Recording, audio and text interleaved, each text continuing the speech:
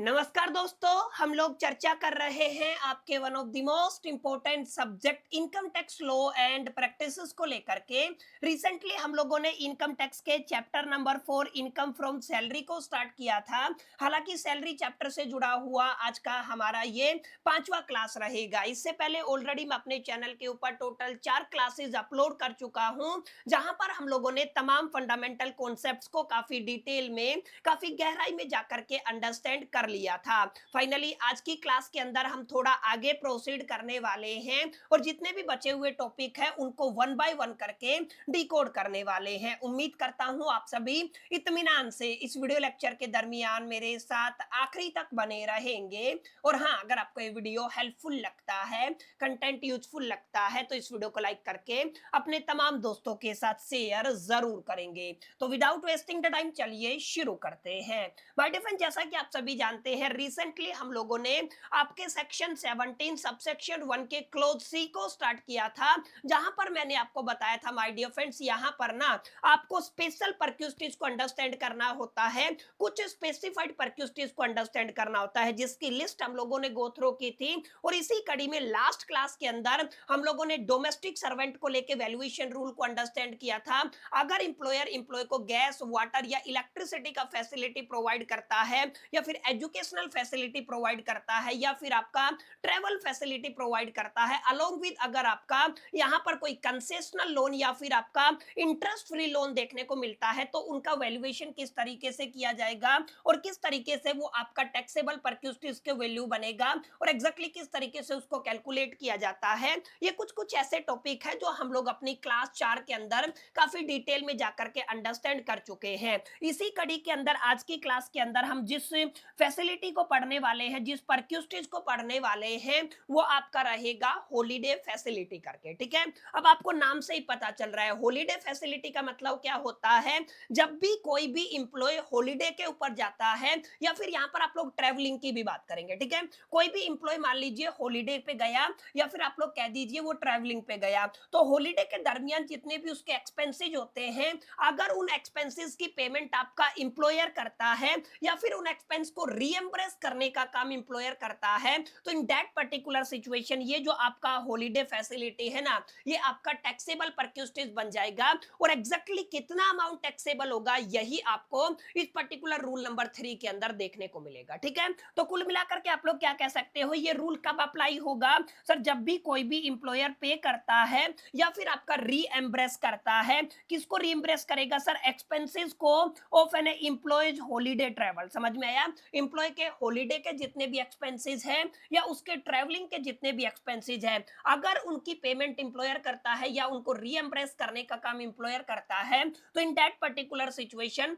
इसको आप लोग टैक्सेबल परक्यूस्टिज की कैटेगरी के अंदर रख करके चलेंगे। ठीक है, अब सवाल आता है सर, आपने तो कह दिया कि ये जो आपके एक्सपेंसेस रहेंगे, ये कौन से एक्सपेंसेस आपको लेकर के चलने हैं सर? आपके जो आपके ट्रैवलिंग एक्सपेंसेस हो गए या फिर आपके हॉलीडे एक्सपेंसेस हो गए। सर एग्जैक्टली क्या कोई एग्जांपल है जिनके थ्रू हम लोग समझ सकते हैं? तो बिल्कुल आप लोग जैसे आइडिया लगा सकते हैं, मान लीजिए आपका कोई ट्रैवलिंग का खर्चा हुआ है, तो उसको आप लोग यहाँ पे इंक्लूड करके चलोगे। आपके इंप्लॉय ने कोई टूर किया है, तो टूर का जो खर्चा होता है, टूरिंग का जो खर्चा होता है, टूरिंग एक्सपेंस को आप लोग यहाँ पे इंक्लूड करके चलते हो। अच्छा, जब आप लोग ट्रैवल करते हो तो वहां पे आपका अकोमोडेशन का भी कोई खर्चा होगा, उस अकोमोडेशन के एक्सपेंस को भी यहाँ पे इंक्लूड करके चलते हो। इन शॉर्ट में आप लोग कहोगे सर, आपका हॉलीडे रिलेटेड जितने भी एक्सपेंस है ना, उन तमाम एक्सपेंसेस को आप लोग यहां पर क्या करके चलते हो? इंक्लूड करके चलते हो। समझ में आया? तो हॉलीडे फैसिलिटी का सिंपल सा रूल ये कहता है कि टैक्सेबल परक्यूस्टिज का वैल्यू कैसे निकालेंगे सर? एग्जैक्टली आपके एक्सपेंस की जो पेमेंट है ना, इंप्लॉयर ने की है, जो actual expenditure incurred by ये इंप्लॉयर होता है, उस एक्चुअल जो आपका एक्सपेंडिचर को आप लोग एज इट इज किस में रख देंगे सर? आपके टैक्सेबल परक्यूस्टिज की कैटेगरी के अंदर रख देंगे। समझ में आया? यानी कि आप लोग क्या कहोगे सर, यहां पर बुनियादी तौर पे नॉर्मल रूल तो ये कहता है, क्या कहता है सर? नॉर्मल रूल कि अगर आप लोग टैक्सेबल परक्यूस्टिज को निकालना चाहते हो, तो जो आपका एक्चुअल एक्सपेंडिचर हुआ है इन अक्योर्ड बाय द इंप्लॉयर, ध्यान से समझिएगा, actual expenditure incurred by the employer, उसी को आप लोग यहाँ पे क्या कह दोगे माय डियर फ्रेंड्स? उसी को आप लोग यहाँ पर आप टैक्सेबल परक्यूस्टिज की कैटेगरी के अंदर रखने वाले हो। लेकिन यहाँ पे कुछ सर्टेन एग्जम्पशन भी देखने को मिलेंगी, जिनको अभी हम लोग थोड़े समय में पढ़ेंगे।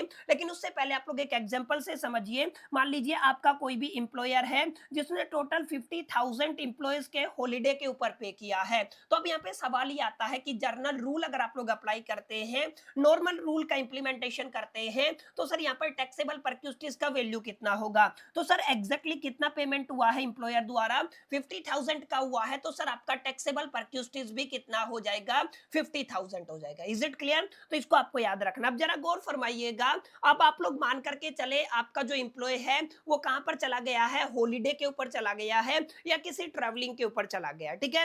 इन दैट पर्टिकुलर सिचुएशन अब यहाँ पे केस बनेगा if the employer has its own holiday facility. समझ में आया?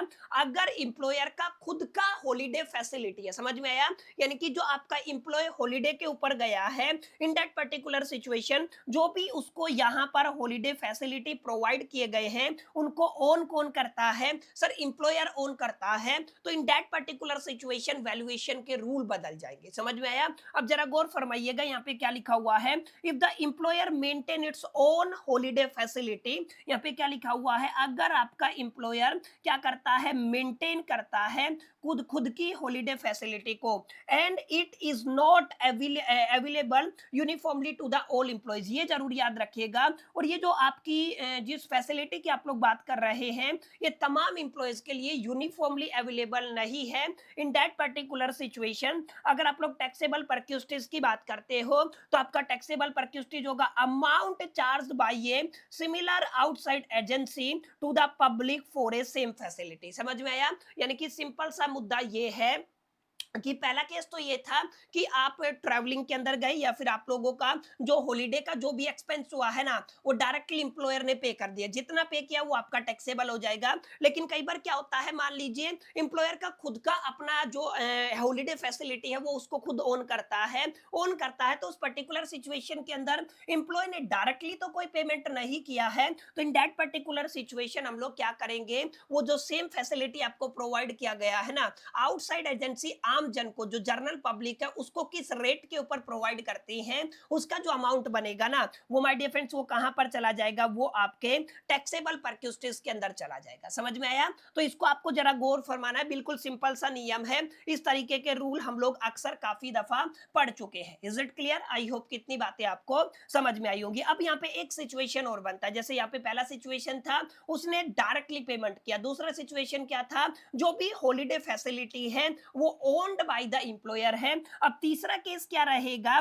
यहाँ पे ऑफिशियल टूर प्लस में फैमिली मेंबर का कॉम्बिनेशन देखने को मिलता है। अब एम्प्लॉय खुद नहीं गया, प्लस में वो अपने फैमिली मेंबर्स को लेकर के भी गया है हॉलीडे फैसिलिटी के केस में। इन दैट पर्टिकुलर सिचुएशन जरा गौर फरमाइएगा, अगर आपका कोई भी एम्प्लॉय अगर ऑफिशियल टूर के ऊपर होता है एंड जो आपका एम्प्लॉयर पे करता है expenses for the family member accompanying for the employee. समझ में आया? यानी कि आपका जो एम्प्लॉयर है, सॉरी आपका एम्प्लॉय है, वो क्या है? ऑफिशियल टूर के ऊपर है और आपके एम्प्लॉयर ने ही आपके जितने भी फैमिली मेंबर का जो ऑक्यूपाइंग जो एक्सपेंस है उनको पे किया है। इन दैट पर्टिकुलर सिचुएशन जो भी आपका फैमिली मेंबर्स का एक्सपेंडिचर होगा ना, उसको आप लोग यहाँ पर टैक्सेबल परक्यूस्टिस के अंदर रख करके चलेंगे। समझ में आया?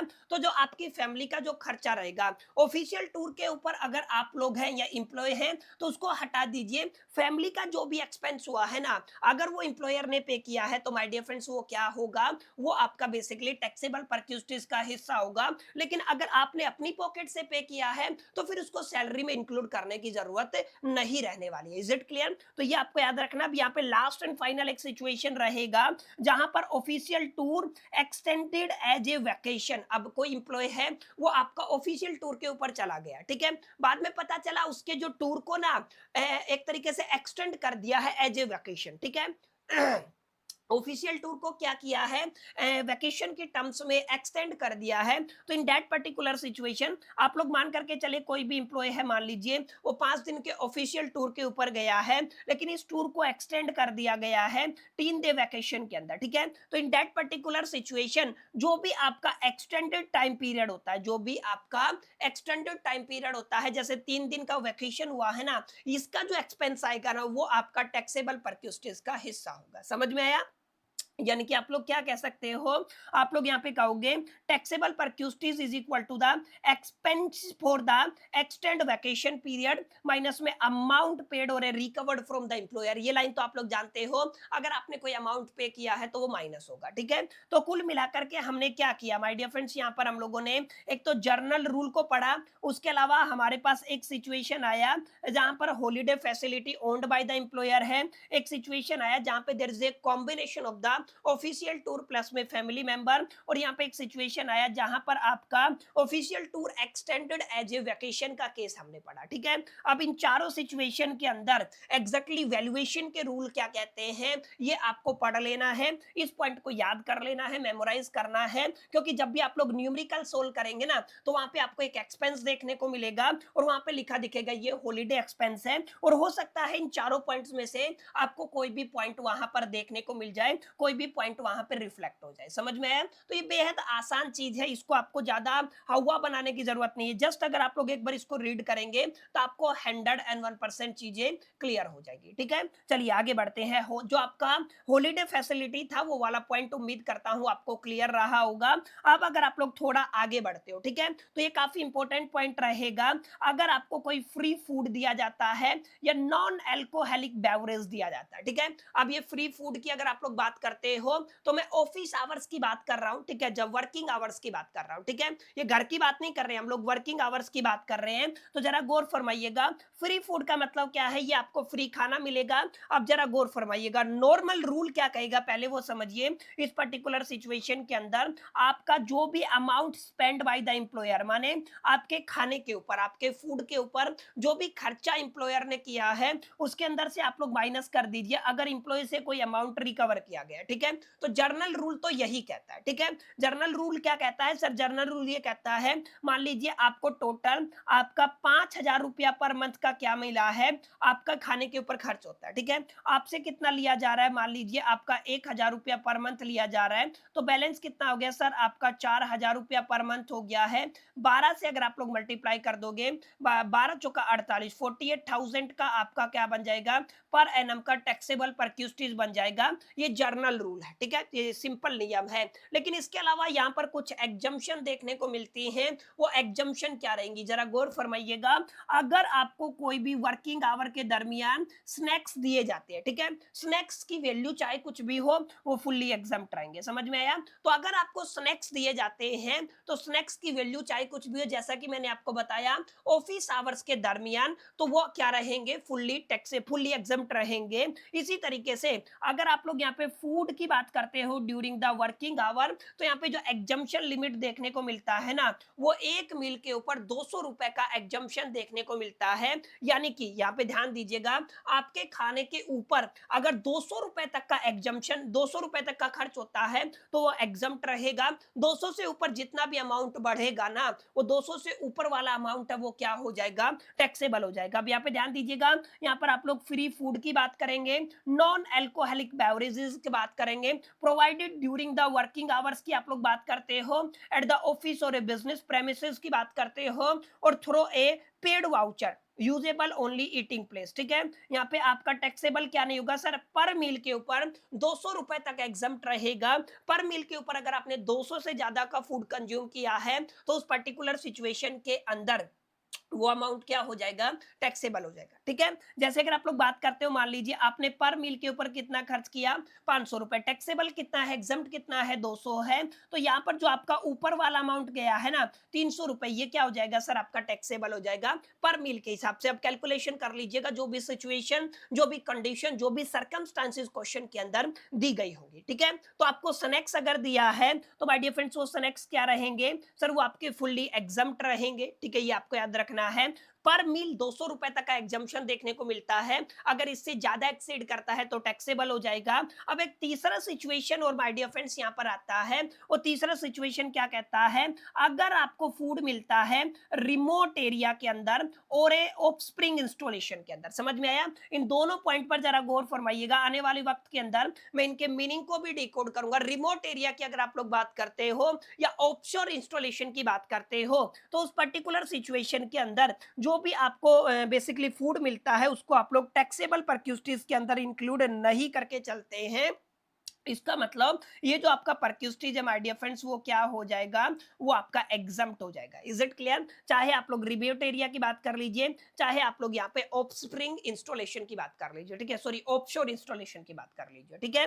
तो ये आपके तीन सिचुएशन बने। स्नेक्स के केस में फुल्ली एग्जम्प्ट रहेगा, नंबर वन बात। दूसरा मैंने बताया पर मील 200 रुपए का एग्जम्पशन देखने को मिलेगा। नंबर टू, थ्री की हमने बात की, अगर आपको फूड दिया जाता है एट अ रिमोट एरिया और ए ऑफशोर इंस्टॉलेशन के टाइम पे, तो चाहे आप लोग रिमोट एरिया की बात करें, चाहे आप लोग ऑफशोर इंस्टॉलेशन की बात करें, दोनों ही सिचुएशन के अंदर आपका ये एग्जम्प्ट रहेगा। इसको आप लोग एज ए टैक्सेबल परक्यूस्टीज ट्रीट नहीं करोगे। Is it clear? तो ये वाला पॉइंट भी प्लीज याद कीजिएगा। काफी बार मैंने देखा है न्यूमेरिकल्स के अंदर ना आपको ये वाला पॉइंट डाला जाता है और बच्चे कंफ्यूज हो जाते हैं। अब इनको आपको कई बार लिख लिख करके भी देखना पड़ेगा, मेमोराइज तो करना ही करना है, क्योंकि बिना मेमोराइज के यहाँ पे आपको परेशानी तो होगी ही होगी। Is it clear? तो माय डियर फ्रेंड्स, प्लीज इनको आप लोग थोड़ा सा पढ़ लीजिएगा, अपने दिलो दिमाग और जहन के अंदर बैठा लीजिएगा, ठीक है। चले आगे बढ़ते हैं। ये आपके आज की क्लास के अंदर मैंने दो टॉपिक कवर करा दिए हैं। हॉलीडे फैसिलिटी कवर हो गया, ठीक है।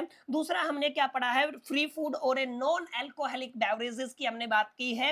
अब आगे अगर आप लोग थोड़ा बढ़ते हो ना, तो सर आपका तीसरा पॉइंट रहेगा आज की क्लास का, जिसको आप लोग कहोगे सर आपका गिफ्ट हो गया, वाउचर हो गया, या तो टोकन हो गया। अब आप लोग मेरे को बताओ, इंप्लॉयर कब अपने इंप्लॉय को गिफ्ट देता है, वाउचर देता है या टोकन देता है? सर किसी ओकेजन के ऊपर, ठीक है, किसी एक स्पेशल इवेंट के ऊपर, जैसे बर्थडे हो गया, दिवाली हो गया, होली हो गया, ये कुछ कुछ ऐसे ओकेजन है जहां पर इंप्लॉयर अपने इंप्लॉय को अमूमन क्या प्रोवाइड करता है, गिफ्ट भी देता है, वाउचर भी देता है और टोकन भी देता है, ठीक है। तो इसको आप लोग कई कई सिचुएशन के अंदर टैक्सेबल परक्यूस्टिस के अंदर रखते हैं, कई कई सिचुएशन के अंदर यहाँ पे एग्जम्पशन देखने को मिलता है, ठीक है। अब जरा गौर फरमाइएगा, यहाँ पे एग्जम्पशन लिमिट देखने को मिलती है आपको 5,000 रुपए की, ठीक है।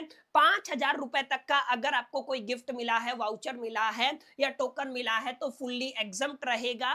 5,000 से ज्यादा अगर उसका वैल्यू होता है, 5,000 से जैसे ही आप लोग एक्सीड करते हैं इन दैट पर्टिकुलर सिचुएशन, वो अमाउंट आपका टैक्सेबल हो जाएगा। समझ में आया? तो यहाँ पे एग्जम्पशन कितने का रहेगा सर? 5,000 रुपए का रहेगा। 5,000 रुपए तक का अगर आपको गिफ्ट, वाउचर या टोकन मिला है, तो वो आपका एग्जम्प्ट रहेगा। 5,000 से ज्यादा जितना वैल्यू गया है वो टैक्सेबल हो जाएगा, ठीक है। सिंपल रूल है। यहाँ पे क्या लिखा हुआ देखिए, this rule applies when the employer provide a gift, voucher और A token to the employees और any member of the employees household on A ceremonial occasion और अदरवाइज। समझ में? किसी भी मौके पर गिफ्ट, वाउचर या टोकन मिलता है, नॉर्मल रूल क्या कहता है, full value of the gift, voucher और टोकन क्या रहेगा, टैक्सेबल रहेगा। लेकिन आपको ख्याल रखना है 5,000 रुपए तक का एग्जम्पशन देखने को मिलेगा। 5,000 से ज्यादा, चाहे वो कैश में हो या काइंड में हो, 5,000 से ज्यादा अगर उसका वैल्यू है, तो इन दैट पर्टिकुलर सिचुएशन वो क्या हो जाएगा, टैक्सेबल हो जाएगा। Is it clear? तो ये आपको याद रखना है, इसको आपको अपने दिलो दिमाग और जहन के अंदर बैठाना है। सिंपल सिंपल रूल से आप लोग समझ सकते हो। मान लीजिए आपको 2,000 रुपए कैश मिला है या 2,000 रुपए की वैल्यू का कोई गिफ्ट मिला है, तो एग्जम्प्ट रहेगा। अगर मैं आपकी 6,000 की बात करूं, तो सर 5,000 रुपए तक एग्जम्प्ट है, जो ऊपर का अमाउंट है वो क्या हो जाएगा, टैक्सेबल हो जाएगा। Is it clear? तो प्लीज इसको भी पढ़ लीजिएगा। चलिए आगे बढ़ते हैं। तो यहां पर ये आपका गिफ्ट, वाउचर और टोकन वाला जो पॉइंट है, ये भी कवर हो गया है। बिल्कुल छोटा सा पॉइंट है, इसको भी आपको एक बार पढ़ लेना है, अपने दिलो दिमाग और जहन के अंदर बैठा लेना है, ठीक है। चलिए आगे बढ़ते हैं। एक और पॉइंट है जिसको आप लोग यहाँ पर किस नाम से जानते हैं सर? क्रेडिट कार्ड एक्सपेंसेस के नाम से जानते हैं। मान लीजिए आपका एक क्रेडिट कार्ड एम्प्लॉयर की तरफ से एम्प्लॉय को प्रोवाइड किया गया है, और वो उस क्रेडिट कार्ड को यूज करके एम्प्लॉय कुछ एक्सपेंसेस करता है, तो उस पर्टिकुलर सिचुएशन के अंदर कितना अमाउंट टैक्सेबल होगा, इसके वैल्यूएशन के रूल को यहाँ पर एक्सप्लेन किया गया, ठीक है। अब जरा गौर फरमाइएगा, जब भी आपका एम्प्लॉय और any member of the employees house hold in accrued करता है expenses using a credit card provided by the employer including any ad on credit card and the employer, यहाँ पे क्या है, पे दोज एक्सपेंसेस डायरेक्टली और reimburse those expenses, यानी कि कोई भी पेमेंट उस कार्ड से हुआ है, तो यहाँ पे टैक्सेबल अमाउंट कैसे फाइंड आउट किया जाएगा सर? एक्सपेंसेस पेड और ए रीएम्बर्स्ड बाय द एम्प्लॉयर माइनस में अमाउंट पेड और ए रिकवर बाय द एम्प्लॉय। समझ में है? मान लीजिए जो भी खर्च आपने किया है, ऑब्वियस सी बात है वो टैक्सेबल होगा, सीधा सीधा मामला ये रहेगा। ठीक है, यहाँ पे जैसे आप लोग मेंबर फीस को भी इंक्लूड करके चलते हैं, एनुअल फीस को भी इंक्लूड करके चलते हैं, या तो आपने कोई परचेज किया है, personal expenses charge to the employer provided credit card. ठीक है, तो इन तीनों पॉइंट को यहाँ पे इंक्लूड करके चलना है, ये भी बड़ी जरूरी बात है। ठीक है, हो जाएगा क्लियर। तो इनको आपको पढ़ना है कि क्रेडिट कार्ड के केस में जो भी आपने खर्च किया है वो टैक्सेबल होगा, ऑब्वियस सी बात है। ठीक है, सिंपल सा मामला ये रहेगा। चलिए आगे बढ़ते हैं। यहाँ पे एक सिचुएशन है, यहाँ पे आपकी परक्यूस्टीज को नील भी माना जाता, माने एग्जम्प्ट कब माना जाएगा, there will be no taxable perquisites if expenses are wholly or exclusively incurred from the official purpose. अब ये जरा गौर फरमाइएगा, आपने जो माय डियर फ्रेंड्स खर्च किया है वो आपने खुद के लिए खर्च नहीं किया है, वो आपने किसके लिए खर्च किया है, वो आपने ऑफिशियल पर्पस के लिए खर्च किया है। और अगर आपने ऑफिशियल पर्पस के लिए कोई भी खर्च किया है तो वो आपकी सैलरी का थोड़ी ना हिस्सा होगा, तो उसको आप लोग क्या कहोगे सर, उसको एग्जम्प्ट कर दोगे, ये आपका क्या हो जाएगा, फुल्ली एग्जम्प्ट हो जाएगा। ठीक है, ये आपकी टैक्सेबल परक्यूस्टीज की कैटेगरी के अंदर इंक्लूड नहीं किया जाएगा। Is it clear? तो प्लीज आपको इसको याद रखना है। अब यहाँ पे आपका एक इंपॉर्टेंट कंडीशन भी है, अगर आप लोग इसको ऑफिशियल पर्पस के लिए यूज करते हैं तो आप लोग क्या कहोगे कि सर यहाँ पर आपको प्रॉपर वही आपके डॉक्यूमेंटेशन वगैरह और आपके जो भी सर्टिफिकेशन वगैरह है उनको प्रॉपर तरीके से मेंटेन करके चलना पड़ेगा। समझ में आई? तो ये आपका एक बेसिक सा पॉइंट है जहां पर हम लोगों ने चर्चा की आपके क्रेडिट कार्ड एक्सपेंसेस को लेकर के। आई होप इतनी सारी बातें आपको समझ में आ गई होंगी और आपको एक क्लैरिटी मिला होगा। अभी तक देखिए हमने क्या पढ़ा है, अभी तक हमने कोई ज्यादा चीजें नहीं पढ़ी हैं। हॉलीडे फैसिलिटी को लेकर के जो भी वैल्यूएशन रूल है उनको पढ़ा है, अलोंग विद हम लोगों ने यहाँ पर आपके फ्री फूड और नॉन अल्कोहलिक बेवरेजेस को अंडरस्टैंड किया है। इसके अलावा हम लोगों ने गिफ्ट वाउचर और टोकन को अंडरस्टैंड किया है, और अभी हमने आपके क्रेडिट कार्ड एक्सपेंसेस को अंडरस्टैंड कर लिया। अब थोड़ा अगर आप लोग आगे बढ़ोगे तो एक और टॉपिक आएगा जिसको आप लोग यहाँ पर क्लब फैसिलिटी के नाम से जानते हैं। ठीक है, अब यहाँ पे जरा गौर फरमाइएगा, यहाँ पे एक एक पॉइंट इंपोर्टेंट रहेगा। अगर आप लोग क्लब फैसिलिटी की बात करते हैं तो this rule applies when employer pays or a reimburses any expense of an employee or an member of the employee's household for using a club। समझ में आया? अगर आपका कोई भी एम्प्लॉय या member of the employees household किसी भी क्लब को यूज करता है और उस क्लब का जो एक्सपेंस है उसको रीएम्बर्स्ड बाय एम्प्लॉयर किया जाता है या पे बाय द एम्प्लॉयर किया जाता है, जहां पर आप लोग सबसे पहले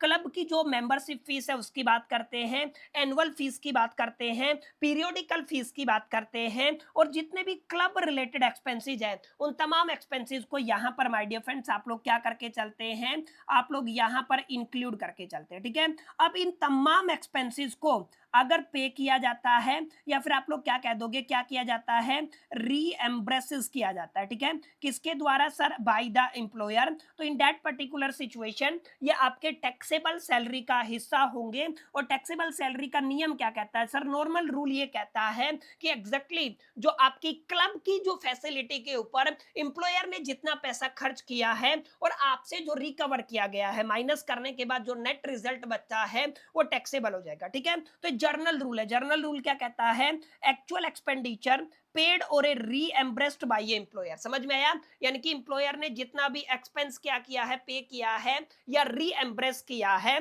ठीक है, उसमें से आपको माइनस कर देना है जो भी आपसे अमाउंट रिकवर किया गया। ठीक है, अगर आप लोग आपका जो नेट अमाउंट बचेगा वो क्या हो जाएगा, टैक्सेबल हो जाएगा। एक एग्जांपल से समझ लेते हैं, मैं ये मान के चलता हूं टोटल 80,000 का खर्च एम्प्लॉयर के द्वारा आपके एम्प्लॉय के क्लब जो फैसिलिटी है उसके ऊपर किया गया है, और एम्प्लॉयर से आपका टोटल 20,000 का अमाउंट रिकवर किया गया है।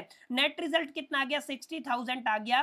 तो सर ये आपका जो 60,000 है ना, ये टैक्सेबल परक्यूस्टीज का हिस्सा हो जाएगा। Is it clear? तो प्लीज इसको याद कीजिएगा। अब यहाँ पे 2 या 3 पॉइंट आपके आएंगे। सर पहला पॉइंट क्या है, जहां पर आप लोग कॉर्पोरेट मेंबरशिप की बात करेंगे। एक दूसरा पॉइंट आएगा जहां पर आप लोग club expenses for the official business की बात करेंगे, और एक तीसरा पॉइंट आएगा जहां पर आप लोग हेल्थ क्लब स्पोर्ट फैसिलिटी की बात करेंगे। ठीक है, तो यहाँ पे तो आपका जर्नल रूल तो यही कहता है सर एम्प्लॉयर ने जो पेमेंट किया और एम्प्लॉय से जो चार्ज किया गया है माइनस करने के बाद नेट रिजल्ट आपके टैक्सेबल परक्यूस्टिज का हिस्सा हो जाएगा। लेकिन क्या हो अगर यहाँ पर कॉर्पोरेट मेंबरशिप देखने को मिले? सर कॉर्पोरेट मेंबरशिप का मतलब अगर आपका एम्प्लॉय ऑब्टेंड करता है corporate membership of a club, किसकी? क्लब की, and the employee use that facility. समझ में आया? अब आपके एम्प्लॉयर ने क्लब की कॉर्पोरेट मेंबरशिप को अचीव किया, ठीक है, और उस फैसिलिटी को किसने अवेल किया? यहाँ पर आपका जो एम्प्लॉय है उसने इस फैसिलिटी को यूज किया। The initial fees paid for obtaining the corporate membership, ध्यान दीजिएगा, आपने आपके एम्प्लॉयर ने जो इनिशियल फीस पेमेंट किया था, ठीक है, वो क्या नहीं होगा, वो यहाँ पे इंक्लूड नहीं किया जाएगा एज ए टैक्सेबल परक्यूस्टिज। सर नहीं समझ में आया। मान लीजिए आपका एम्प्लॉयर है, उसने क्या किया है, कॉर्पोरेट मेंबरशिप लिया है एक क्लब का, ठीक है, अब कितना कॉर्पोरेट मेंबरशिप हुआ, मान लीजिए मैंने मान लिया 2 लाख रुपए के अंदर, ठीक है, अब क्या ये 2 लाख रुपए उसने कॉर्पोरेट मेंबरशिप का दिया और यहाँ पर आपका जो एम्प्लॉय है उसने इस फैसिलिटी को यूज किया, तो इनिशियल जो आपका फीस गया है ना, ये जो आपका इनिशियल फीस है ये आपके एम्प्लॉय के केस में टैक्सेबल नहीं होगा। इस बात को आपको यहाँ पर याद करके चलना है, ठीक है। अब एक पॉइंट और यहाँ पर बनता है my dear friends, club expenses for the official businesses. समझ में आया? आपके जितने भी क्लब के एक्सपेंसेस हैं वो किस लिए हैं? ऑफिशियल बिजनेस के लिए हैं। If club expenses are incurred wholly exclusively for the official or a business purpose the perquisites value will be nil. समझ में आया? बहुत ऑब्वियस सी बात है, जब क्लब के जितने भी एक्सपेंस हुए हैं वो ऑफिशियल या बिजनेस के प्रोस्पेक्टिव से हुए हैं तो एम्प्लॉय का इंडिविजुअल अर्निंग कुछ भी नहीं है। अगर एम्प्लॉय का इंडिविजुअल अर्निंग कुछ भी नहीं है तो यहाँ पे आप उसकी परक्यूस्टिज की वैल्यू कितनी हो जाएगी? 0 हो जाएगी, ठीक है। अगर यहाँ पे रूल 35B को आपको याद रखना है, माने डॉक्यूमेंटेशन सर्टिफिकेशन वगैरह प्रॉपर मेंटेन करना है अगर एक्सपेंस बिजनेस प्रोस्पेक्टिव से हुआ, ठीक है। तो यहाँ पे आपका एक कॉर्पोरेट मेंबरशिप का पॉइंट था, यहाँ पे club expenses for the official business का पॉइंट था। इसी तरीके से यहाँ पे आप लोग हेल्थ क्लब की बात करेंगे और स्पोर्ट्स फैसिलिटी की बात करेंगे। जैसे अगर आपका employer health club facility provide करता है, स्पोर्ट्स फैसिलिटी प्रोवाइड करता है या किसी भी सिमिलर तरीके की फैसिलिटी प्रोवाइड करता है, तो यहाँ पे ये जो फैसिलिटी अगर तमाम एम्प्लॉयज के लिए यूनिफॉर्मली प्रोवाइड की जाती है, जितने भी एम्प्लॉयज हैं सबको ये फैसिलिटी दिया जाता है, तो there is not a taxable perquisites. वो क्या नहीं रहेगा सर? आपका टैक्सेबल परक्यूस्टिज नहीं रहेगा। अगर स्पेशल किसी एम्प्लॉय को प्रोवाइड किया गया है तो वो टैक्सेबल हो जाएगा। अगर वो uniform to the all employees है तो इन दैट पर्टिकुलर सिचुएशन ये आपका एग्जम्प्ट माना जाएगा, आपकी टैक्सेबल परक्यूस्टिज का हिस्सा नहीं होगा, ठीक है। तो यहाँ पे आपने क्या पढ़ा? यहाँ पर क्लब फैसिलिटी के अंदर नॉर्मल रूल ये कहता है जो भी अमाउंट पेड बाई और रीएम्बर्स्ड बाई ये एम्प्लॉयर होता है और एम्प्लॉय से जो भी अमाउंट चार्ज किया गया है, दोनों का जो नेट रिजल्ट आएगा वो टैक्सेबल हो जाएगा। लेकिन कॉर्पोरेट मेंबरशिप के लिए इनिशियली अगर आपके एम्प्लॉयर ने कोई पैसा पे किया है और फिर उस बेसिकली क्लब को बेसिकली एम्प्लॉय ने यूज किया है, तो जो इनिशियल फीस है वो आपकी टैक्सेबल परक्यूस्टिज के अंदर नहीं आएगी। अगर किसी भी तरीके का एक्सपेंस क्लब के अंदर ऑफिशियल बिजनेस प्रोस्पेक्टिव से हुआ है तो वो भी आपका एग्जम्प्ट रहेगा। एक तरीके से आप लोग ये मान करके चले, हेल्थ क्लब या स्पोर्ट्स फैसिलिटी अगर एम्प्लॉयर के द्वारा यहाँ पे प्रोवाइड की जाती है तो उस पर्टिकुलर सिचुएशन के अंदर भी अगर वो जो फैसिलिटी है uniform to the all employees है तो इन दैट पर्टिकुलर सिचुएशन आप लोग क्या कहेंगे? सर ये क्या हो जाएगा? ये आपका बेसिकली टैक्सेबल परक्यूस्टिज का हिस्सा नहीं होगा। Is it clear? तो माय डियर फ्रेंड्स ये कुछ कुछ पॉइंट थे जिनको हम लोगों ने आज की क्लास के अंदर अंडरस्टैंड किया। अब जरा गौर फरमाइएगा, ये वो लिस्ट है जहां पर मैंने आपको चर्चा की थी। जब भी आप लोग सेक्शन 17 सबसेक्शन 1 क्लोज सी की बात करते हो तो यहाँ पर आप लोग बेनिफिट और एमिनिटीज की बात करते हो और मैंने आपको बताया था सर आपको अलग अलग तरीके के बेनिफिट और एमिनिटीज को पढ़ना है। जैसे सबसे पहले आप लोग मोटर कार फैसिलिटी को पढ़ते हो जो ऑलरेडी हम लोग कवर कर चुके हैं, डोमेस्टिक सर्वेंट वाला कवर कर चुके हैं, गैस इलेक्ट्रिसिटी और वाटर की बात कर चुके हैं, एजुकेशनल फैसिलिटी की बात कर चुके हैं, ट्रांसपोर्ट फैसिलिटी की बात कर चुके हैं, इसके अलावा आपका इंटरेस्ट फ्री और कंसेशनल लोन की बात कर चुके हैं। आज की क्लास के अंदर हॉलीडे फैसिलिटी हो गया, फ्री फूड और नॉन अल्कोहलिक बेवरेज हो गया, गिफ्ट वाउचर और टोकन हो गया, क्रेडिट कार्ड एक्सपेंस हो गया, और आज की क्लास के अंदर हमने क्या पढ़ा, आपकी क्लब फैसिलिटीज को पढ़ लिया। ठीक है, यहां तक हम लोग कवर कर चुके हैं।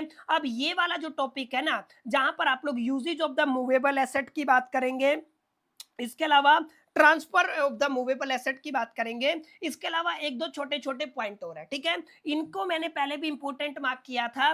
यहां से 101% एग्जाम के अंदर क्वेश्चन आता है, तो इसको हम लोग अपनी next class, that is the class number 6 के अंदर डील करेंगे। और अब मैं कोशिश करूंगा जितने भी पॉइंट हमने पढ़े हैं ना, उसके ऊपर कंक्लूडेड जितनी भी पॉसिबल, जो भी जिनकी प्रोबेबिलिटी है एग्जामिनेशन के अंदर जिन न्यूमेरिकल्स की आने की, उनको मैं लेके आऊं, ताकि हम लोग उनको भी साथ साथ प्रैक्टिस कर सके। समझ में आया? तो माय डियर फ्रेंड्स, अगली क्लास के अंदर हम लोग use of the movable assets और आपका transfer of the movable asset को पढ़ेंगे। इसके अलावा छोटे छोटे एक दो पॉइंट और हैं, उनको हम लोग कंक्लूड करके चलेंगे। उसके बाद माय डियर फ्रेंड्स, आपका सेक्शन 17 सब सेक्शन 1 का क्लोज सी कंप्लीट हो जाएगा। ठीक है, उम्मीद करता हूं माय डियर फ्रेंड्स, ये जो आज का क्लास है, करीब करीब 25-30 मिनट का क्लास, आई थिंक ये आपको समझ में आया होगा, सेशन आपको पसंद आया होगा, वीडियो आपको अच्छा लगा होगा। देखिए, वीडियो अगर आपको पसंद आया तो इस वीडियो को लाइक जरूर कर दीजिएगा, अपने तमाम दोस्तों के साथ शेयर करना मत भूलिएगा। पहली दफे चैनल पे आए हैं तो सब्सक्राइब करके बेल आइकन को जरूर प्रेस कर दीजिएगा। इस वीडियो के अंदर इतना ही, मिलते हैं नेक्स्ट वीडियो के अंदर।